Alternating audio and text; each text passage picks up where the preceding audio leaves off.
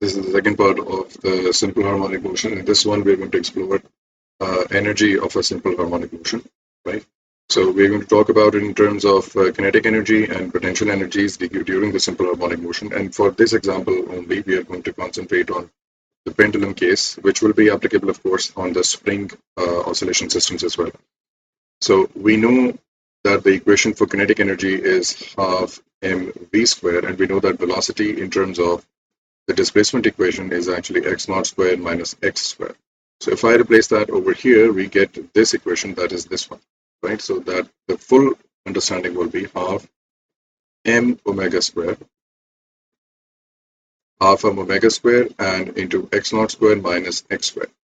X squared will be your maximum displacement, which is the amplitude, and this one will be any other displacement, right? So let's look at this in terms of graphs and analyze the motion of this system. Now, in a single oscillation, the pendulum, let's say, moves towards the left side for the sake of example, then comes back to this position, and then goes back to the mean position. This is what this actually represents. And in this one oscillation, this is actually a common question in P4, A-levels P4, that how many times a pendulum or any SHM goes through kinetic energies and potential energy changes. So we know that at the extreme positions, the kinetic energy will be zero because the pendulum is not moving and it is preparing to go back. But the gravitational potential energy will be maximum or high. At the very center position at this point, in comparison to the original position, this current position, since it falls down, the gravitational potential energy is generally spoken as zero, but we know that it is going to be taken as minimum. Why? Because it is still not in contact with the surface of the earth. It has just lost some light. It's not zero exactly. But for the sake of example and understanding, we are going to take it as zero. And at this point, the kinetic energy is maximum. When it actually comes back to this position, it is moving at its maximum speed. So the kinetic energy will be maximum.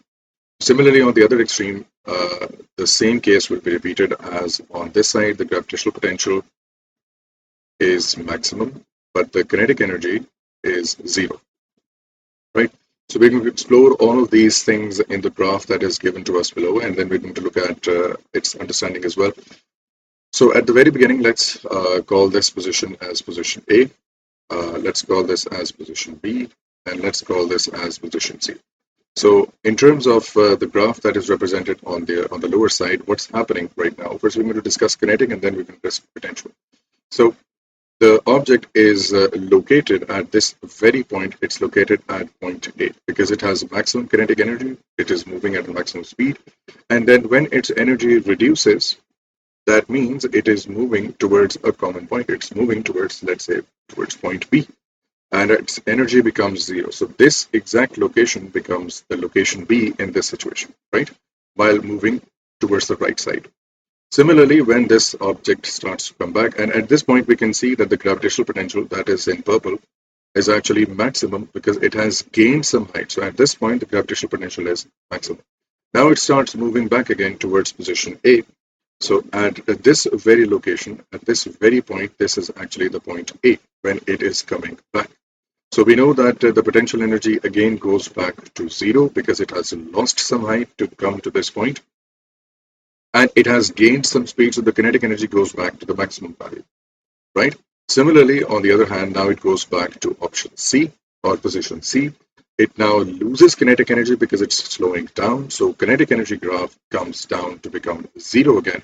And it is gaining some height, so the gravitational potential energy starts to increase again. So the graph goes like this. So this position is actually position C while going towards the left, right? And on the other hand, when it comes back to the main position of A, because it has to come back where it started from, we will see that this is actually the position A while it is coming back. So again, while coming back, the potential energy goes back to zero because it has lost some height. It is at a lower height. And the kinetic energy goes back to the maximum value because at the center point, the speed will be maximum.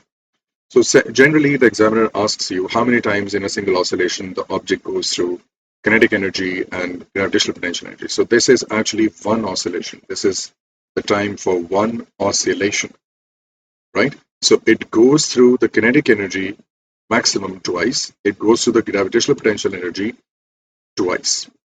right? So we can see these peaks actually occurring twice in one oscillation. Sometimes students do get confused about the kinetic energy.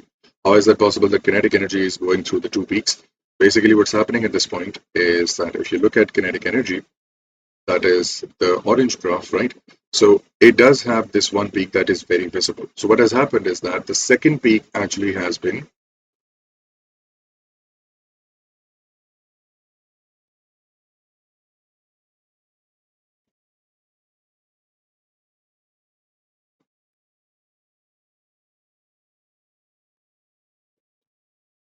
the second peak has actually occurred at this point. So one half of the peak is on this side and the other half of the peak is on this side, right? It is actually distributed in the middle. So you see the second half, but you don't see the first half because it is actually going to overlap at this point. Okay, this is one idea, and the second one is this graph. How they visualize and how they talk about this graph.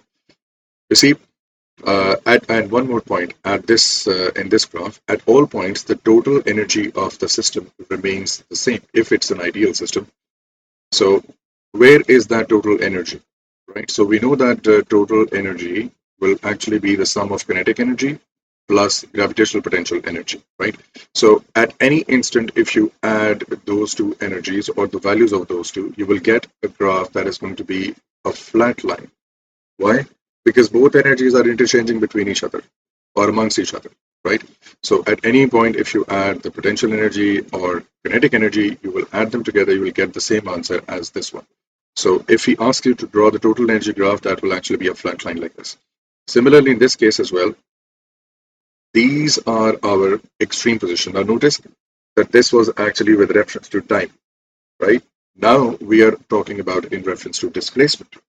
Okay, so the extreme positions will of course be the negative displacement of x naught, and this is the positive displacement x naught, right?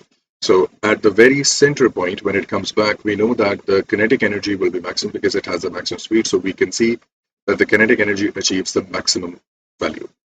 On the extreme positions on these locations, we see that in reference to the old position and new position, it has gained some height.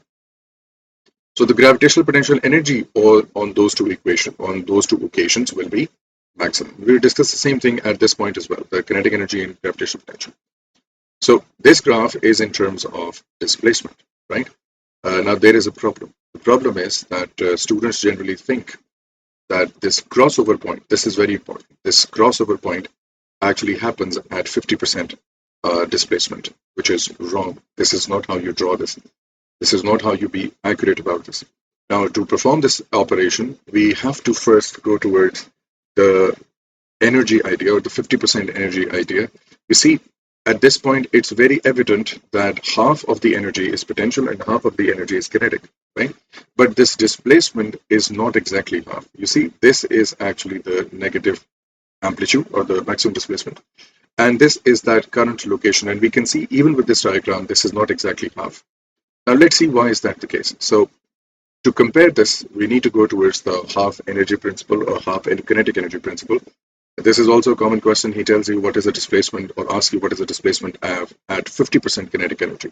So the formula for kinetic energy is 1 over 2 m omega square x naught square minus x square, right? And similarly, the kinetic energy formula, if we take or compare the 50% kinetic energy with full kinetic energy, then I will add a factor of 1 over 2 over here and compare this with the maximum kinetic energy on both sides, which will not have a factor of half, but a formula only. So half omega square and x naught square minus x square. Now, since I'm talking about kinetic energy and maximum kinetic energy, this x will become 0. Why? Because I know that it is going to happen at the mean position, and we know that all these distances are taken from the mean position. So this x naught is from the mean position, and at this very center point, the distance from the mean position will become 0. So that x is going to become 0. So this equation actually cancels down to this half mv square and half m omega square will be cancelled out. Kinetic energy, kinetic cancels out. It doesn't matter because it may be calculated the formula as well. So kinetic energy could be 10 joules. So if I'm taking half of it, this will be 5 and this will be 10, right? So it doesn't matter even if the values are given. We're just comparing it in terms of variables right now. So what we are left with is an equation that looks like 1 over 2. And on the other hand, we have x naught square minus x squared divided by x naught square, right? When you cross multiply these two equations and you simplify, you get to this equation that is x is equal to x naught square divided by 2, x squared. Now, then you take the under root on both sides and you see that this equation becomes x is equal to x naught divided by under root 2.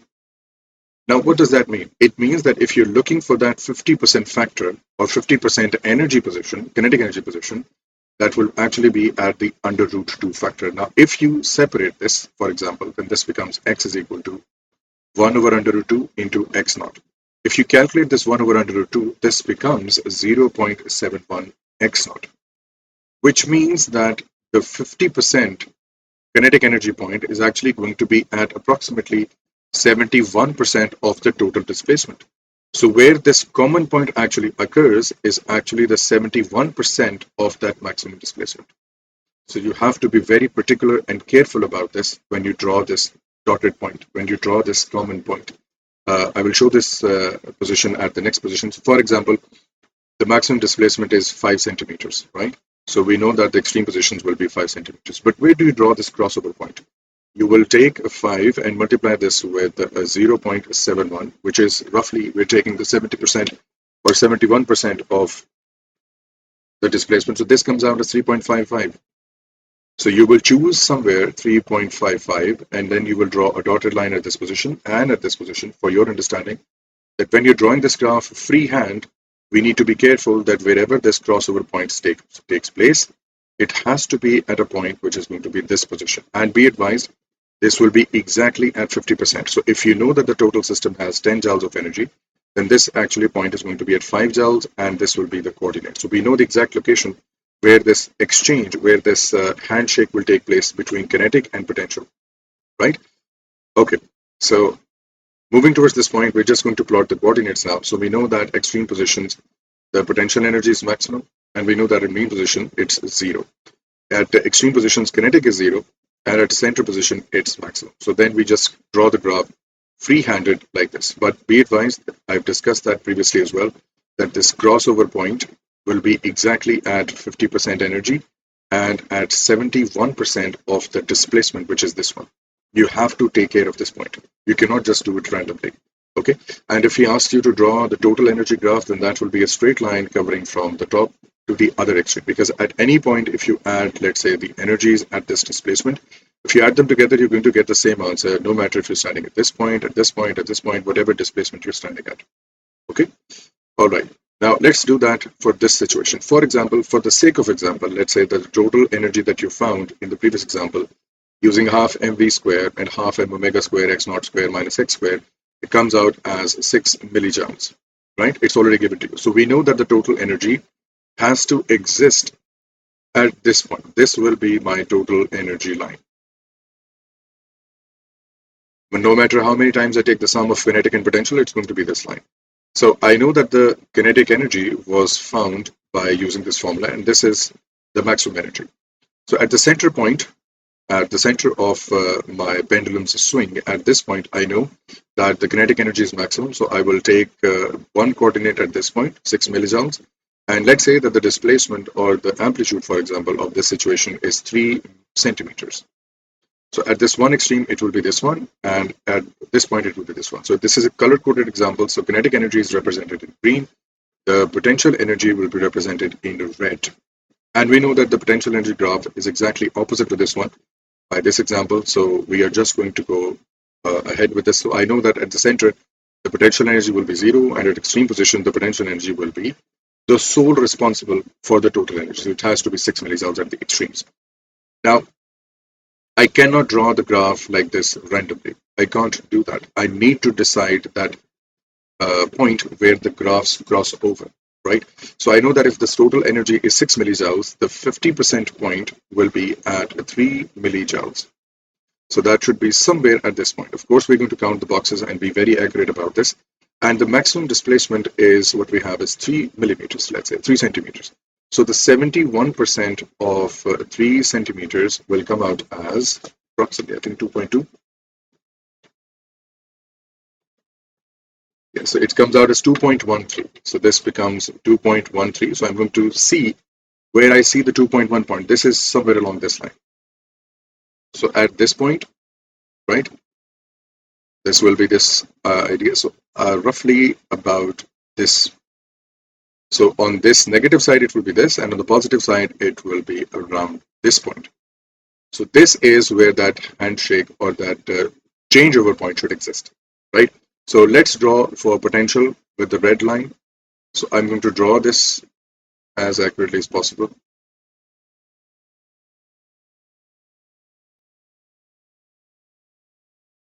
And then we have the kinetic energy, which is the blue graph, let's say. So it will be, of course, it has to pass through this 50% point. And then it has to come back at this location. Now, again, be advised, this was that 50% energy point. See, at this point, 50% is kinetic energy and 50% is gravitational potential energy. That is why if you add them together, you will get 6. And exactly at this location, the displacement has to be, for the maximum displacement, this one has to be 71% of that. And we have proven that. Where have we proven that? We've proven that over here. You can do this algebra and perform this equation, and you will ultimately get back to this equation, that there is a 70% displacement relationship with 50% kinetic energy, right? So that is how you draw the graph, be that for 3 marks, be that for 4 marks. Be very careful. You have to be particular about these things, right? Okay, now we move towards damping in oscillation and resonance. What is damping? Damping basically is simply removing the energy from the system. That is in oscillation. For example, if a child is taking a swing, if the child wants to stop, the child is going to put their feet on the ground and produce some friction with their feet on the ground and eventually slow down their swing. And of course, if they want to come over, they can do that, right? Similarly, if, for example, if let's say you have a door of a mall that have an automatic mechanism to close them back again, if you open that door and if you release it, if there was no system or no mechanism over there to stop it from oscillating, then of course it is going to come back very quickly, and probably it's going to damage someone if there is a hand or there is a person already trying to close or open the door. So we need damping in some situations in which we need to remove energy from the systems where there is an oscillation which is undesirable. Similarly, in the example of a vehicle or a car, when the car hits a pothole, it starts oscillating, it starts vibrating. But we see that cars usually come back to their mean position very quickly, right? So what has happened in that situation as well, we have tried to damp the oscillations. We have tried to remove energy from the oscillation or unnecessary oscillations from the system, right? So damping in some situations is necessary, and in some situations it's already a part. We cannot get rid of it. For example, in a generator where there is electricity being generated, there is still damping because of air resistance, because of friction. So in those oscillations or in those situations, we of course cannot get rid of them. And we have tried to improve the system, but as much as we can. On the other hand, we have resonance. Now, what is resonance? Resonance is basically frequency matching. So if you match the frequency of any oscillating system, whatever energy is available, it will start getting added into that system. Now, for example, you take the example of a child on a swing again, or a pendulum, for example. A pendulum is oscillating, right? And you are standing at this point. You keep pushing the pendulum when it comes back to you, and you keep adding energy into the pendulum, and the pendulum starts swinging more and more. If, however, you try to do that out of sync, for example, the pendulum is moving towards you and you start pushing it. This is an out of sync maneuver. This will not add the energy, rather it may try to slow it down. So you have to perfectly time your moment when you actually push the pendulum to go to that side so that it eventually starts moving higher and higher. This is resonance. So you match the frequency of the pendulum. So you start adding energy of your hand into the pendulum so that its amplitude or oscillation increases. Exactly this idea is being represented in the graph, right? So this is frequency. This maximum point where you see the amplitude is maximum is basically the natural frequency of the system. Natural frequency means if the system was allowed to vibrate on its own, if the system was allowed to oscillate on its own, how will it oscillate, right? So it depends on the natural factors of the object or of the system itself, right? You cannot control this. For example, the vibration of the solid atoms or any solid object, you cannot control it, right? They are oscillating, they're vibrating on their fixed positions on their own. We don't have any control over that. But for example, if you try to match the frequency of those oscillations, then at that point, if you match the frequency, whatever external energy source you used to match the frequency, its energy will be added into the energy of that existing oscillating system. This is known as resonance. We use this phenomenon in our daily lives to cook food, to warm up food. And where do we see that? We see that in microwaves. We see that in radio stations. For example, if you might have heard about this AM and FM radios on your mobile phones, what are you trying to do for the FM? If, for example, you're listening to, let's say, a channel that is represented on 100 megahertz, what is happening on this channel? You're actually trying to match the frequency of that channel that is being broadcasted with the channel that is in your phone. Similarly, when you change the channels on your television, what is the television trying to do? The television tries to match the frequency of that channel, and then eventually you are able to see different channels on your screen. So let's say sports, let's say news, let's say dramas. So what's happening? The TV is trying to resonate, it's trying to match the frequency that is coming in that fiber optic. And if it matches the frequency, it is able to show you the signal because at that time, the energy addition becomes maximum, right? Similarly, in this situation as well, at natural frequency, if you match the external frequency or external source, you will see the maximum amplitude, maximum addition of energy in the system. So the microwave heats up food in the similar fashion. What is the microwave doing? It is trying to match the frequency of the food molecules and particularly water molecules in the food. So when it matches the frequency of the water molecules, whatever energy those microwaves have, those energies or that energy will be added into the energy of the water molecule. And we know that if energy is added, the amplitude increases. And if the amplitude increases, the kinetic energy increases. And we know that kinetic energy is proportional to temperature. So basically what we're doing, we are trying to increase the amplitude, as you can see at this point, by matching the frequency of that natural oscillation with an external factor. So in the pendulum case, we are the external factor because we are trying to push it again and again for higher and higher oscillations, right? If we were not pushing it, then the natural oscillation of the pendulum would be very visible to us. Okay, all right. And then we have the factor of damping. What is damping? Damping is removing energy, right? So there are three types of damping. The first one is light damping. The second one is critical damping. And the third one is heavy damping. Now, light damping is what you find in real life scenarios. For example, the causes of friction. For example, surface area causing friction or drag or other factors, right? So light damping will, of course, remove energy from the system, but very minutely. So if that graph was drawn in this situation, that would go something like this. This will be the case of light damping. And if, let's say, we had critical damping, now critical, the name suggests critical because the critical is trying to, or this damping is designed on, based on this idea that the system should come back to its mean position. It should stop oscillating. It should stop oscillations in minimum number of oscillations or in minimum number of time. So the ideal example of critical oscillation or critical damping is the suspension of a car and a motorbike. They're designed to come back to the mean position as quickly as possible, but still maintaining comfortable driving experience for the passengers as well, right? So critical damping will be better than light damping, but worse than heavy damping. So, but of course, it depends on the application. What is worse and what is good and what is bad depends on the application. So the ideal example is car. It tries to come back to the mean position as quickly as possible.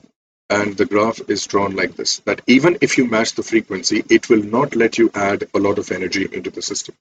That is what this damping or any damping is all about. And then we go towards heavy damping. Now, heavy damping tries to make sure that almost no energy is added into the system. And you will see this example in daily life. And of course, the doors of malls or doors of departmental stores, when you open the door and you release it, it comes back to its original position very, very slowly and very, very late. And it is done deliberately so that if there is a person mistakenly, if there is a child standing between the door, they can get squeezed between the door. Their hand could be squeezed between the door. So we deliberately do that in that situation. But in terms of cars and vehicles, we don't need that much delay. So that's why it is actually close to the critical damping. So critical is actually the balance between light and heavy damping. Now this is in terms of amplitude and frequency. These graphs will be in terms of amplitudes. So what happens to the amplitude? So if there is light damping, the amplitude reduces very slowly. So let me zoom into the situation. So this is a natural system oscillating on its own position. No external factor, nothing's disturbing the system. So light damping will cause the amplitude to reduce slowly, right? So it is going to reduce slowly like this. From both sides, the amplitude reduces like this. So how is this going to go? So the amplitude of these oscillations are going to go something like this. You will see their departure, you will see their loss of energy happening very slowly. So this is the case of light damping in terms of amplitude and time, right? Over here, if we are dealing with, let's say, critical damping, then it tries to bring back to the mean position as quickly as possible, but maintaining comfortability. So it tries to come back to the mean position in minimum number of oscillations. So it oscillates like this and then comes back to the mean position. Now, then we have heavy damping. Now, heavy damping does not care about the fact of time and anything else. It just wants to slow down that oscillation as much as possible. So the delay is actually somewhat like this. The system even stops oscillating. So it's not going to follow this trend. It's not going to oscillate. Rather, it actually comes down with the oscillation like this. It will try to oscillate, but the oscillation will not be allowed to happen and it will come back to the mean position like this. Right? So this is the damping and resonance and the energy discussion that we just had regarding how to make the graphs in terms of this idea. Right?